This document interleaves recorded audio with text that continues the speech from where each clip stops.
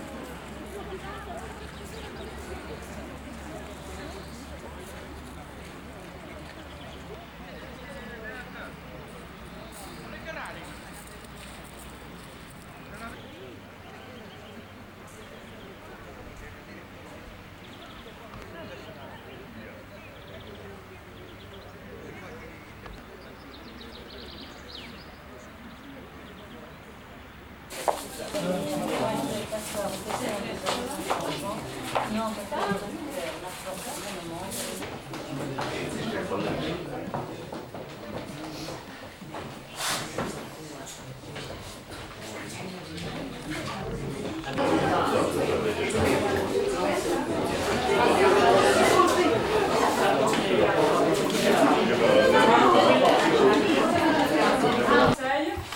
1868, un 1er avril 1868.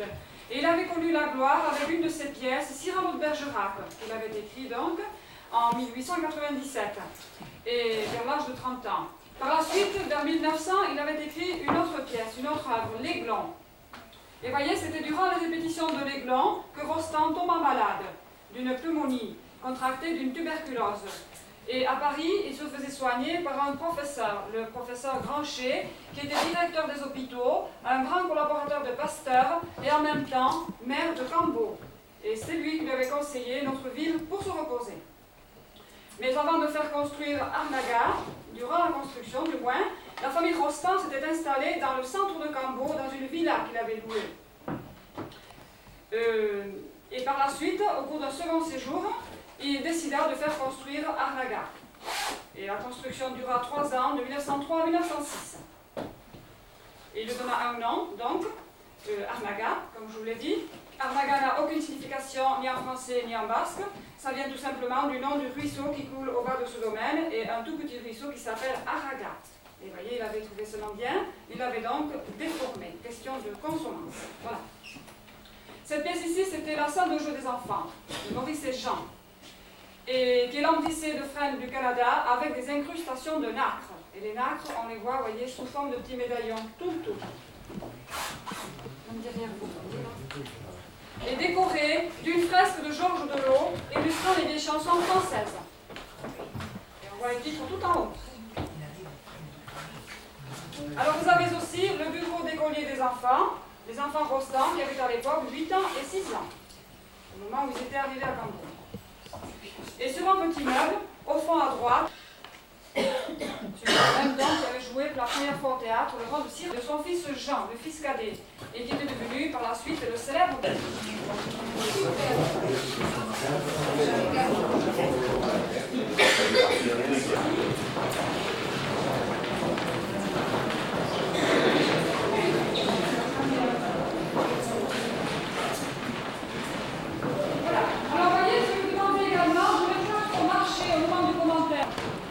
Et qui servait aussi de cadre pour les grandes réceptions. C'est la pièce d'ailleurs la plus grande et la plus importante de cette maison, style théâtral, comme vous le remarquez. Et le jour de la réception, un petit orchestre se mettait sur ce balcon. En même temps, les Rostand avaient accès dans les appartements, dans les chambres, par la petite marche qui se trouve à droite. Vous voyez, ça continuait jusqu'au 2e étage. Alors ce grand hall est décoré d'une fresque de Gaston Latouche, qui s'était inspiré d'une poésie de Victor Hugo, La fête chez Thérèse. Caspano, vous voyez. Alors ce piano ici, qui a été offert à Mme Rostand, le jour de son mariage avec Edmond Rostand, par son témoin, le compositeur Jules Massenet, le 8 avril 1890, le piano centenaire donc. Et sur le piano, et qui est d'ailleurs le seul descendant qui reste. Et un sur les fenêtres ici se présente toujours Jean et Madame Rostand, la poétesse donc. Et dans cette vitrine, vous allez voir les épées académiciennes d'Edmond Rostand et de son aide ayant appartenu à la famille. Maintenant, je vous laisse regarder cette pièce, circuler, et après on continue.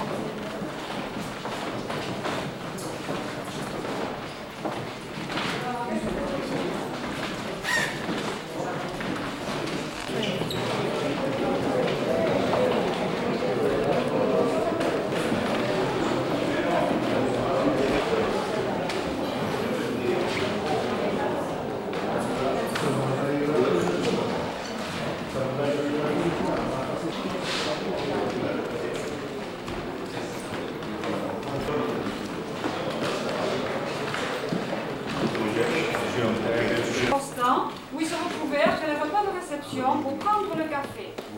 Et à l'époque, elle était décorée de panneaux de l'arc de Coromandel, du centre de la Cochine. offert à Albert Rostand par son beau-frère, M. de Marjorie, et qui à l'époque était ambassadeur de France en Chine. Hélas, au moment de la vente d'Arnaga, ces panneaux ont été vendus par Mme Rostand, séparément de la maison. Il reste que 2 petits médaillons, un au-dessus de la glace et le deuxième au-dessus de l'entrée. C'est tout ce qui reste. Et dès là, de grande valeur, la pièce à elle seule représentait la valeur de toute la propriété, les 17 hectares de terrain conclus. Alors, vous voyez, Mme Rostand, rien qu'en vendant ces panneaux, avait récupéré un maximum d'argent pour pouvoir survivre à Paris. Alors je précise qu'Albert Rostand avait l'électricité ici à l'époque, il était le premier à Campo. Il était en avance sur beaucoup de choses, même sur le chauffage. Il se chauffait d'abord bien sûr avec les cheminées au bois, il y en avait très belle comme celle-ci déjà ici. C'était une pièce qui avait des grilles par terre. Voilà, il y avait des chaudières qui étaient.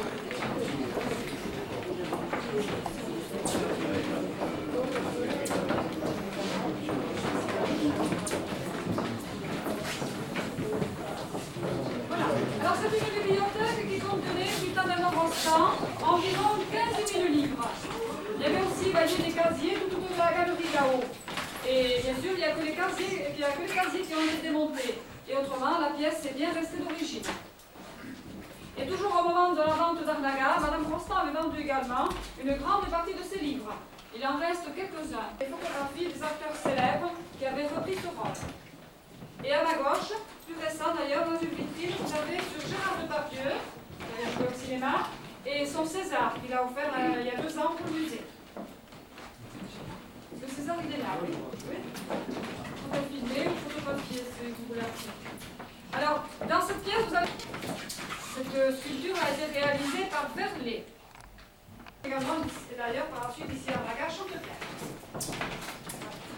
Alors, il y a des grilles qui correspondent donc au chauffage de l'époque. À gauche, au fond aussi. Ah oui. Alors, je lissais également.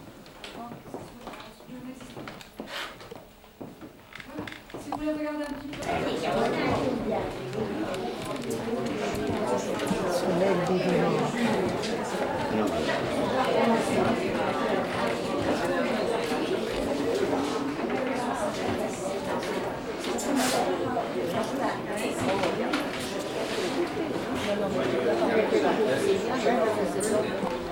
Cette pièce tout en marbre, mais vu la maladie qu'il avait, ça lui était déconseillé par son médecin. Elle était bien sûr trop froide. Sur la desserte, les serviteurs posaient les plats. Alors au-dessus, il y a un petit bassin, et c'est là que mettaient les serviteurs de l'eau, de la glace et les bouteilles à rafraîchir. La glacière de l'époque, il y a tout été étudié. Porté de la maîtresse de maison, au Gérard. Et il a été peint dans les jardins d'Arnaga par Caro Delvaille, un peintre originaire de Bayonne. 4 éléments de la vie. Vous avez d'abord l'eau, le feu, la terre et l'air.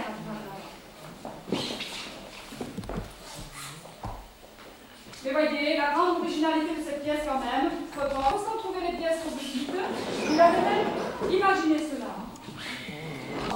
Ça se fait d'ailleurs actuellement. Bon, c'est sûr.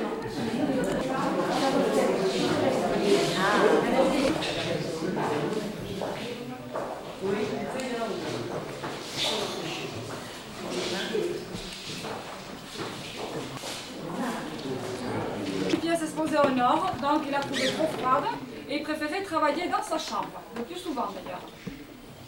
Mais elle était appréciée par la comtesse Anna de Noailles, qui fit à Arnaga de nombreux séjours, qui était une grande amie de la famille Rostand, François Rostand.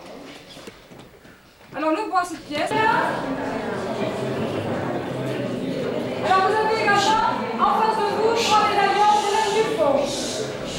La même artiste qui a décoré la bibliothèque, vous voyez, c'est le même style. Et aussi derrière vous, 2 petites pièces. Alors je vous demanderai de les faire à la fin de la visite guidée, librement, une fois que nous aurons vu les appartements, au retour. Et surtout les dernières années, il a habité Arnaga. Il avait quand même sa chambre d'origine à l'autre bout de la maison, et qui est consacrée d'ailleurs à ses origines. Et la pièce de gauche, c'était la chambre de la gouvernante des enfants Rostand, qui était une Anglaise. Elle est consacrée à la famille Rostand à Campo. Et là, vous allez voir aussi une photographie d'Albert Rostand au volant d'une automobile. Il avait été aussi le premier à posséder la voiture de Campo. Voyez, à l'avance donc sur beaucoup de choses. Et ce salle, les glands, les amoureux de Musardise et la princesse Gwynplaine. Un tableau qui est signé Holt. Voilà, on va visiter les appartements maintenant, la chambre des enfants.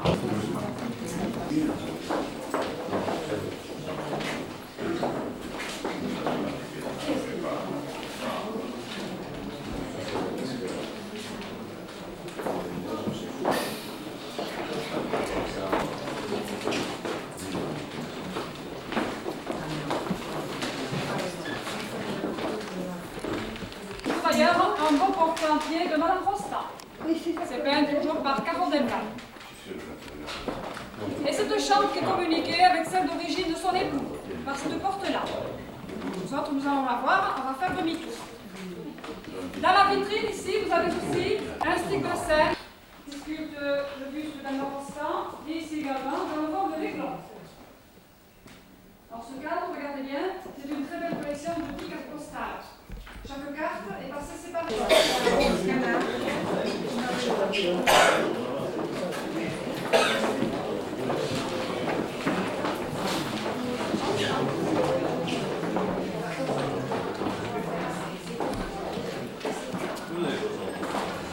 Un panneau consacré à Madame Rostand, et là se trouve, vous voyez, un très beau poème à elle, signé Rosemonde Gérard, donc son nom de poétesse, et qui est décédée à Paris en 1953. Elle était âgée de 87 ans. Et cette pièce aussi à l'époque était décorée d'une veste de genre des tenues du père de Rostand, au fond à droite. Mais lui, ce n'était pas l'Académie française, c'est l'Académie sciences morales et politiques. Au centre, la tenue d'Elmer Rostand, Académie française, élu donc à l'âge de 33 ans, en 1901, et il était pour l'époque le plus jeune académicien. Ici, vous avez la tenue de son fils Jean, Académie française aussi, et Jean en 1954, unique en France. Il venait nous rendre visite. Et parmi ces amis-là, il y avait des assiettes. Il venait toujours aux heures de repas. Afin de se faire inviter. Il a été inhumé à Marseille, au cœur de ses parents. On se montrera à Paris. Il y a également des vitrines consacrées à ses fils. Sur Maurice d'abord, le fils aîné, à côté. Et Maurice qui était écrivain, là vous avez la liste de César. Il est décédé en 1968. Avancez. La chambre d'origine de Rostand et la porte communique avec celle de sa femme. La voilà.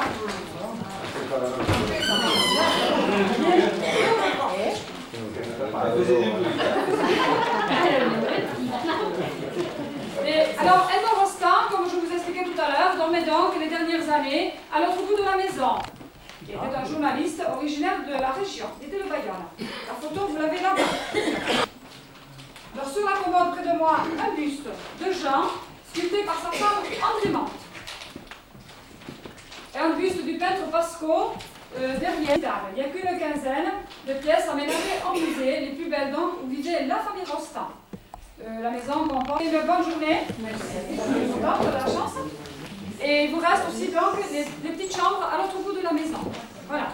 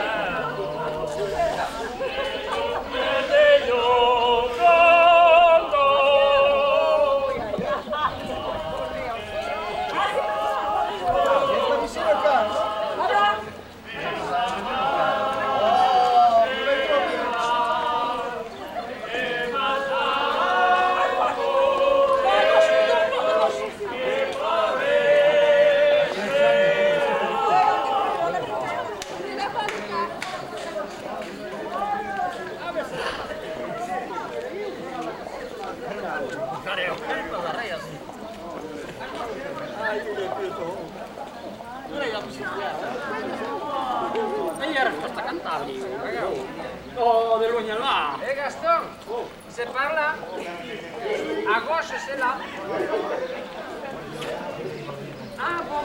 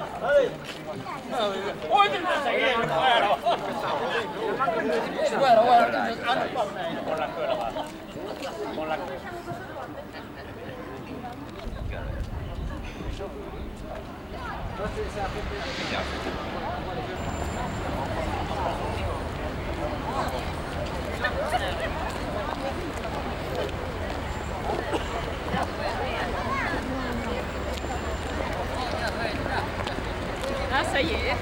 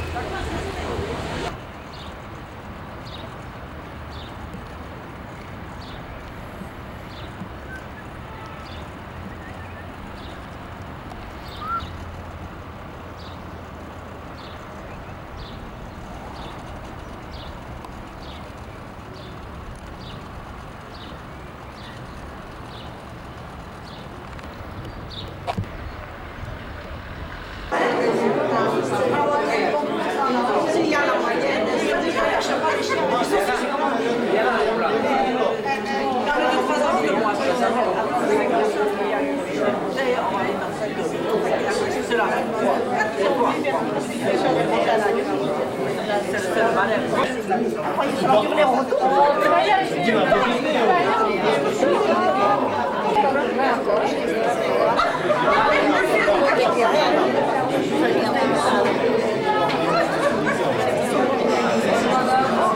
Isara, et puis je vais vous demander si vous savez ce que veut dire ce mot. Non. Ah, il n'y a pas de basque ici. Non. Et vous devez alors vous partirez d'ici en connaissant un mot en langue basque. Isara, c'est une étoile.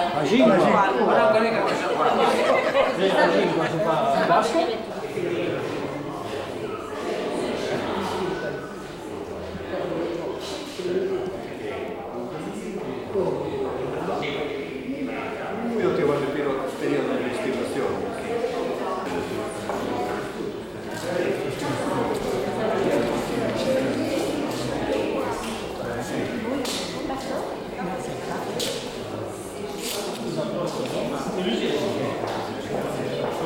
Alors cette distillerie est très ancienne puisqu'elle date de 1904.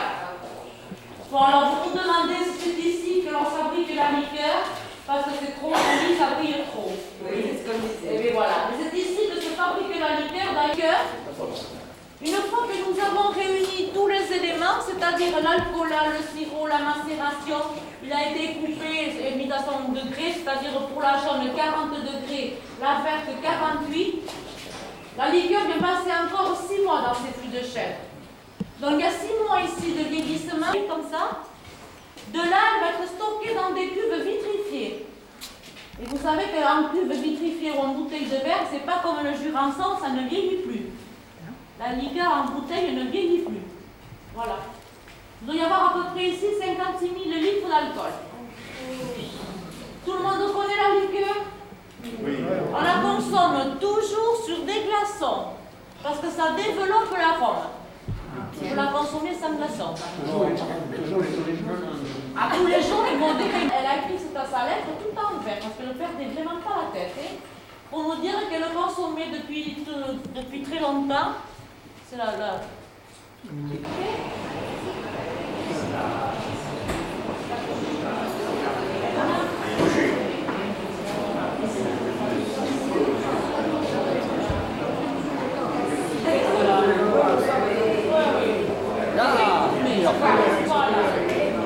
Voilà. Je vais vous parler de nos produits, puisque maintenant vous connaissez bien la liqueur. Isara jaune, Isara vert, sur des glaçons, anti-digestif. Vous pouvez la préparer également en cocktail. Mais alors attention, quand on parle de cocktail, ça fait peur. Ils sont très simples à préparer ces cocktails. Pour l'Isara vert, vous mettez 1/3 d'Isara vert avec 2/3 de jus de pamplemousse. Alors il y a une dame qui m'a dit l'autre jour, qu'est-ce que ça veut dire 1/3, 2/3? Alors ça veut dire un verre d'Isara, 2 verres de jus de pamplemousse. Ah mais dit que c'est comme ça. Hein? Alors avec l'Isara jaune, vous pouvez préparer 1/3 d'Isara jaune, 2/3 de jus d'ananas. C'est pas compliqué. Mais de toute façon il y a des recettes. Ensuite nous avons des crèmes de fruits. Alors ces crèmes de fruits, vous voyez là, il ne faut pas les confondre avec certaines crèmes de fruits. Parce que nous, ce sont toutes des macérations de fruits frais dans de l'alcool. Alors elles sont faites surtout pour être bues avec du vin blanc, du champagne et une méthode champenoise. Vous goûterez là après autre chose s'il vous plaît.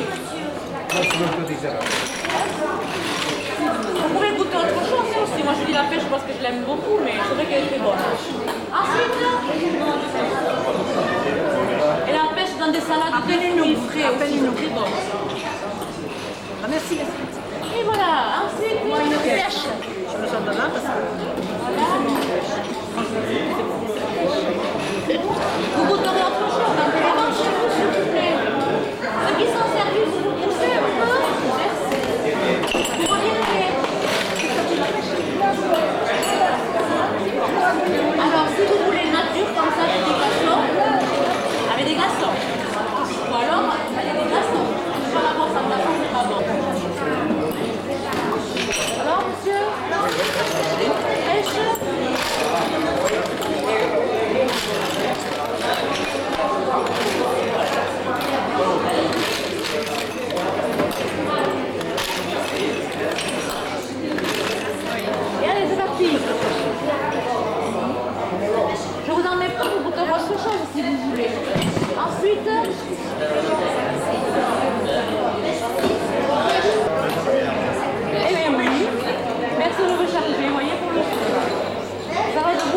bouteille, ça, hein?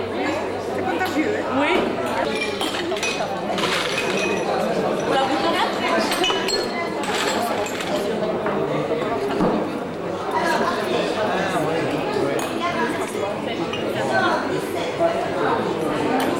Je ne demanderai plus, je vais directement pour la pêche, là, hein?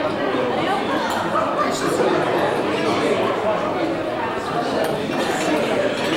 Toujours pêche, hein? Crème de pêche. Pêche, vous l'avez devant, madame. Allez-y.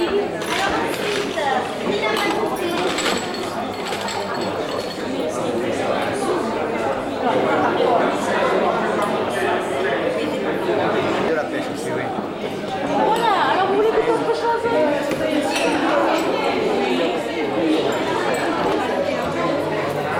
Mais non, vous n'allez pas que compter. C'est pas vous qui conduisez? Ah bon, ça va alors. Voilà, un peu de mûre, madame, de cerise, quoi? Oui. Ils en rajoutent un peu. Ah non, non, je change le verre. Alors, je vais goûter un peu de chose. Mais laissez-le. Mais oui, mais... Non, non, non, voilà, laissez-le. Mais il veut pas, il gâche pas.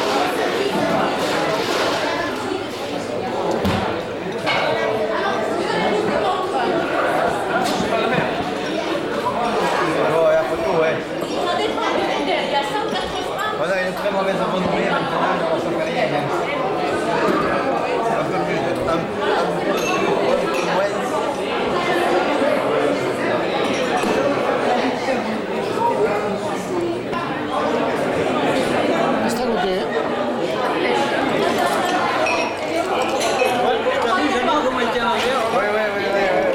Mais il m'a filmé, oui, moi aussi, je ne peux pas le dire. C'est toi qui fais. Je voulais pas qu'il le filme.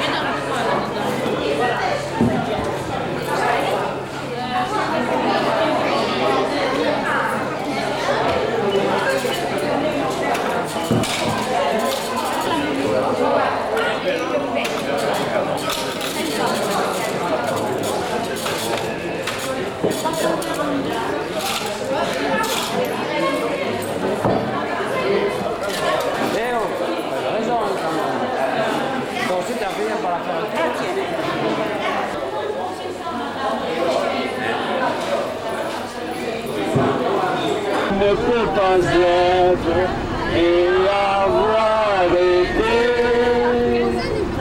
Ah, sur nos souvenirs, faisons le silence, voilà l'avenir, c'est notre jouvence.